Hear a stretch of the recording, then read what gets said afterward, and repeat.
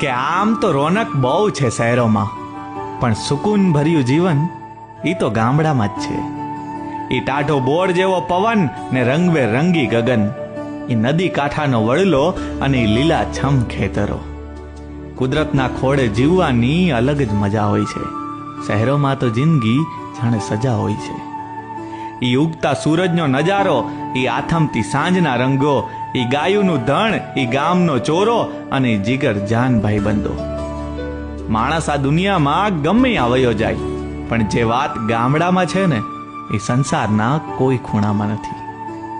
પોતાની માટીની સુગંધ અને ગામડાની યાદ એકના એક દિવસ એને પાછું ગામડા તરફ લઈને જ આવે છે. કે આમ તો રોનક બહુ છે શહેરોમાં, પણ સુકૂન ભર્યું જીવન એ તો ગામડામાં જ છે. એ ટાઢો બોર જેવો પવન ને રંગબેરંગી ગગન, એ નદી કાંઠાનો વડલો અને લીલાછમ ખેતરો. કુદરતના ખોળે જીવવાની અલગ જ મજા હોય છે. શહેરોમાં તો જિંદગી જાણે સજા હોય છે.